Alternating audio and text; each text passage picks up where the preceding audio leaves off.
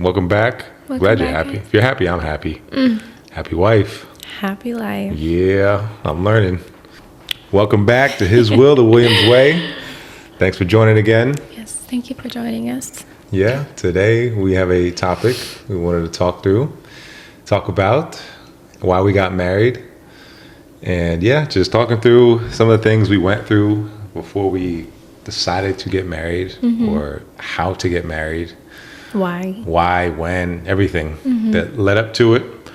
But yeah. Yeah. If you wanted to. Yeah, so I just start wanted off. to share why or how we came to this topic. Excuse me. I went to the movies with a friend and we saw a movie called Materialists.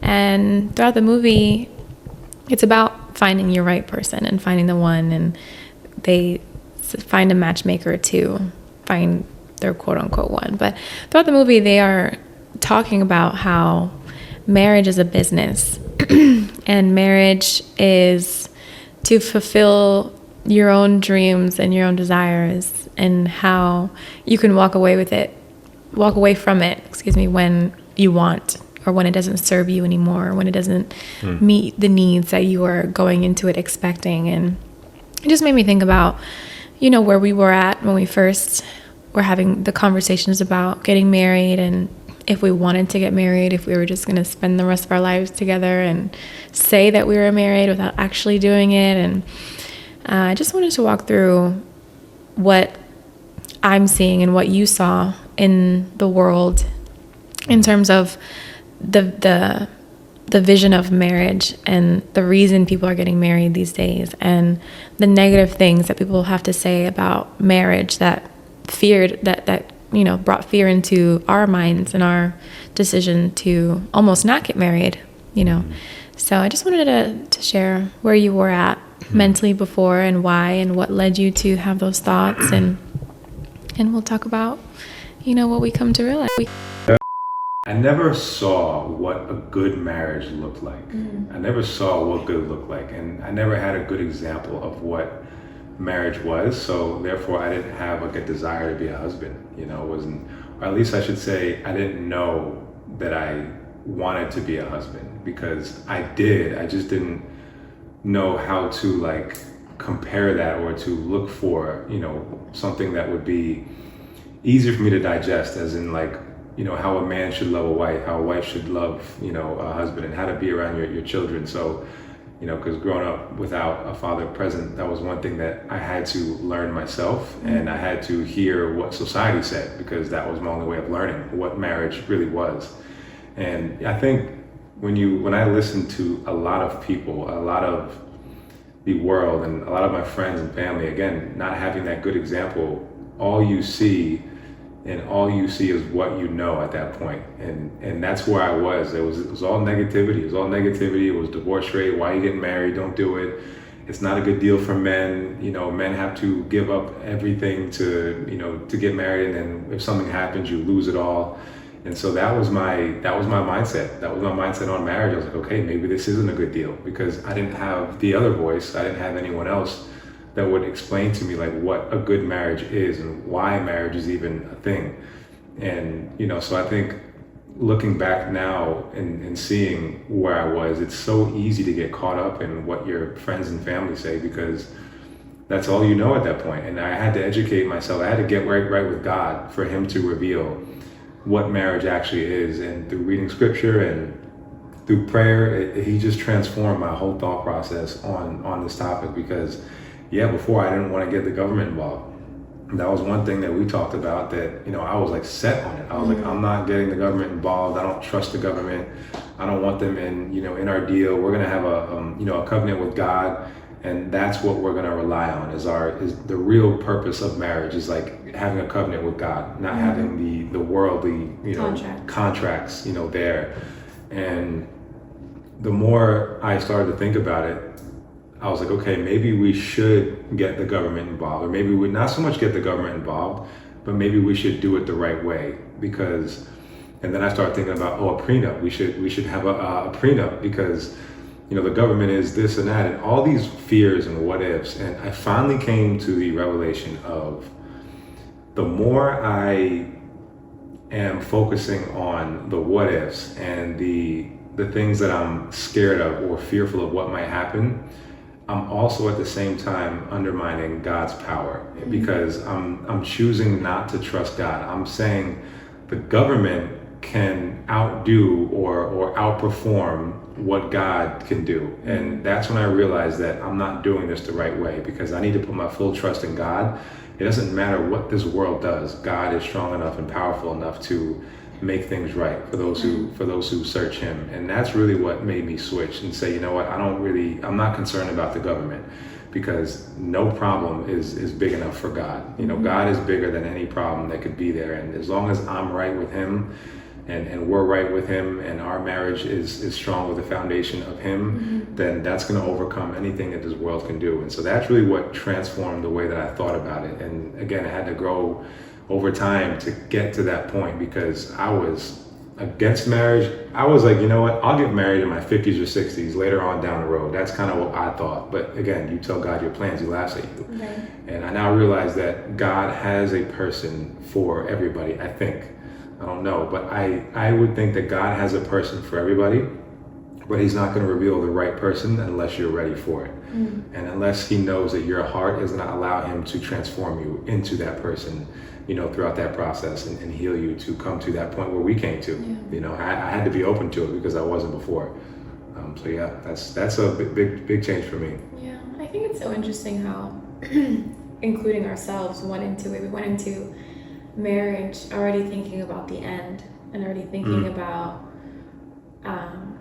you know, the situations that we would get into, maybe or maybe not, that would allow us to free ourselves from, you know, this lifelong commitment. And I think if you go into anything already kind of planning for the demise, it's not a good way to start. You know, you can't go about it thinking about numbers, and you can't go about it thinking about what you're going to gain and what you're going to lose, and the what ifs, and because that's all what the enemy wants for you to think. The enemy doesn't want you to think of the amazing blessings that you're going to have when you're married and when God is the center of your marriage. Like, everything that you think you're going to lose in marriage, God is going to fill it with so many more amazing things and so many more blessings. And I know that we were only 6 months into marriage, so we might not seem like we have all the qualifications in the world to be talking about this, but everything that we feel and the reason why we did it is all rooted in God, and rooted in his truth,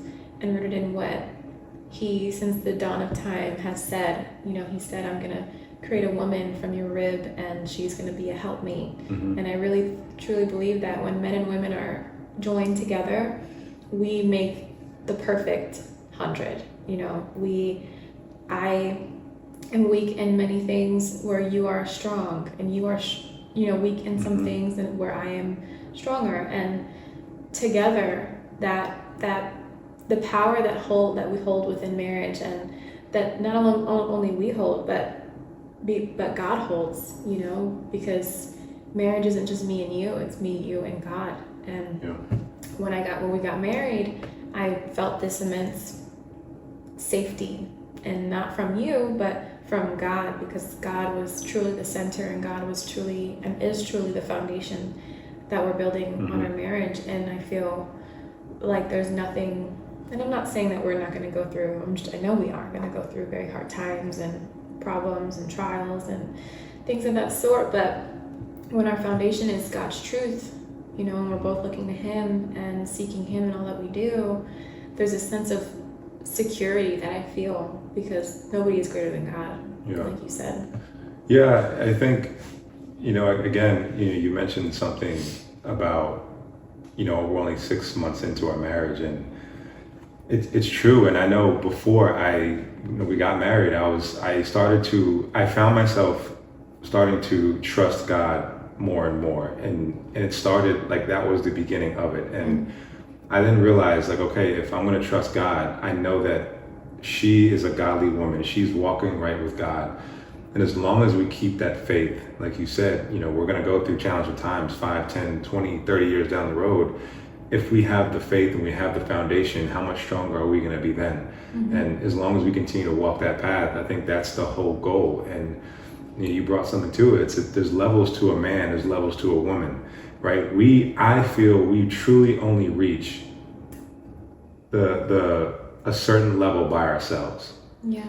And I think the right woman or the right man is going to elevate you to a place that you never even would have thought you'd be able to get to when the right man or woman is with you. And that's what I've experienced, because you bring up things, you heal them in ways, you give a perspective on things because it's coming from a loving mind, a loving, it's leading with love is the whole concept behind it, to where you want to help heal this person and help bring their wounds, from childhood, out, and bring those things out, to where the wrong marriage or the wrong person is going to do the exact opposite. It's going to damage that person even more, and it's going to talk about those wounds. It's going to, make it feel like you're less, or you're weak, or you're not good enough. And that's what happens, with a lot of marriages when God is not involved. That's what happens. You target that person based on those weaknesses, versus when God is involved, you notice those weaknesses, but you also build them into strengths at the same time. And that's why I feel like you can't really reach that level where you want to reach without the right man or woman in your life that's there to build you and there to help you. And so that's why I started thinking through all of these things. I'm like, what if God has a real purpose for us and for this? And again, when I prayed about me being able to marry you, I don't know if I shared this online yet or not, about praying, about asking your Father, and then asking my Heavenly Father. And then that was, He told me that you are a gift to me. I don't have to ask permission a year and a half later to open a gift that He's already gifted me. And so that's when I realized, okay, this is from God. This is intentional. This is from God. This isn't a regular relationship. And so that's when I started to understand that there's going to be a certain level that I'm only going to be able to reach by myself, and us together with God, we're going to be able to reach levels that we don't even know that we'll be able to reach now with Him involved, and with us walking, with God at the same time. Absolutely. Very well said. And as you were speaking, I was thinking about, like, on the topic of when you're with the right person, things are going to be brought up. And I think what happens all too often is you are with somebody, and regardless of who you're with, at a certain point, things are going to be revealed that you wouldn't have been able to notice on your own strength.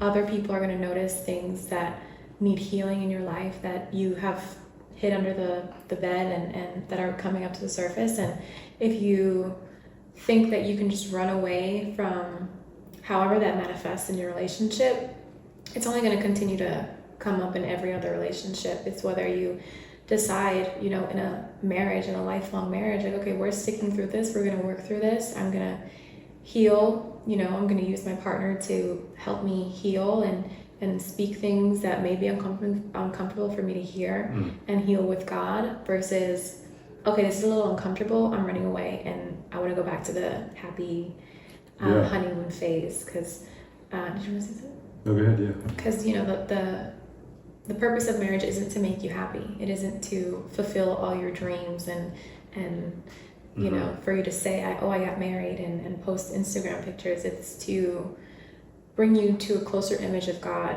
And we do that by sharpening each other, by pointing out things in each other with love and kindness that need to be fixed, that you may not have noticed, on your own strength. Yeah. No, yeah, exactly. But no, I was just thinking through, it's so easy to say, I don't want to have to answer to anybody. I want to do what I want, and I want to live the way that I want to live. And it's such a, I don't want to say selfish but I'm going to say it for lack of other word. It's such a selfish, self-centered way to think about your life, because you don't understand how much better your life will be when the right person's with you. What you're speaking on is, I don't want to have to respond or have to ask permission from the wrong person.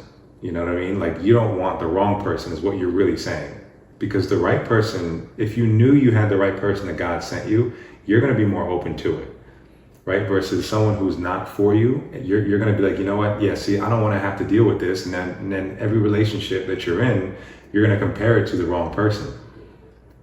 Does that make sense? Yeah. No. Yeah. As in, like, if you have that selfish, self-centered perspective on marriage, and I don't want to have to, respond to anyone. I don't want to have to. They're saying that I feel based on a wrong or a past relationship that they weren't really supposed to be in, and they think that marriage is going to be the same way, or think that the right person is going to be the same way, because that's what they have to compare it to, and that's what I'm speaking, based on me. You know what I mean? Because when you're not in the right relationship, you bring out so many negative traits, so many negative, you bring out the negatives of what a real relationship should be, versus the right person is going to bring out everything in a loving, in a good, in a positive, in a positive light when God is at the center of it. And you brought something to my mind about marriage and how I viewed it before and how I view it now is, again, it's a lot different. And I was reading this. Before you say that, yeah, I just go ahead. wanted to Go ahead. comment on something you said. Because you were saying that, some people may not want to deal with the wrong person and deal with the thing. And what I think is that people don't want to deal with their own issues. They want to be comfortable in their own sin. They want to be comfortable in things that they have normalized that they know they probably shouldn't be doing. They're stuck in their own ways to think that, oh, I've been doing this all my life. You're not going to come in here and tell me that I shouldn't be cussing at old ladies on the street. I've been doing this all, you know what I'm saying? As an example, I think people are just so comfortable with where they are and don't want to accept that they could be wrong, that they could be doing something wrong. And I think society today affirms every possible thing that you want to affirm, like, oh, me, everything is about me and how I feel, and you're going to accept that because I'm so important. And when you're in marriage, it's not about you. It's about glorifying God and dying to yourself. They say, men, you have to die to yourself. Women, you have to die to yourself and submit. You are supposed to submit to God, and I'm supposed to submit to you, with you being submitted to God as God is the head of the house. So I just wanted to comment and say, I think a lot of people are just comfortable with their sin and comfortable with the way that they come up short, and including myself, I've realized lots of things I need to work on that I probably wouldn't have noticed if I didn't have you. Yeah, no, I mean, again, that's why I think the right person is going to not force, but it's going to leave you more open to want to fix them. Yes. Versus just someone, being defensive about it. And because, again, it's all about you taking the motivation within you to want to make that change versus doing it because someone else told you to do it. And so that's why I think the right person is going to heal you in ways that you didn't even realize could be healed, or even how to even begin to heal them. Yes. And so, I had this because I read this. And for men, I just want to recommend this Bible. This has been the greatest Bible, or greatest treat that you've given me. Every Man's Bible. I love it. And men, a lot of us think alike. And this was off topic, but I wanted to just share this. It has this section, it has many sections, but the one section is called What's the Point? And it says, one thing most men have in common is a desire to get right to the bottom of any issue. We want to get straight to the point. We like to know the bottom line. That's why you'll find a one-sentence summary of each book's message on the page following that book's introduction. And so this has helped me in so many ways as I'm navigating the Bible and trying to understand it as a man.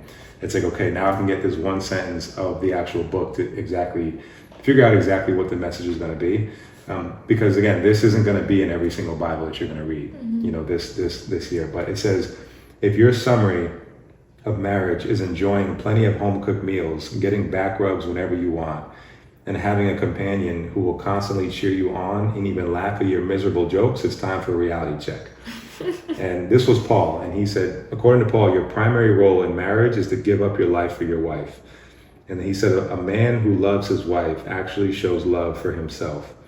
And he even breaks it down even further, when it comes to marriage. But I understood that going into this was not going to be something that is just this happy, go lucky, you know, rainbows and sunshines 24/7. That wasn't the goal of it. So my expectations wasn't that, you know, it was something way deeper, and it was rooted into God and being obedient to what God wants from me, from my life. And I knew that He brought you in my life for marriage.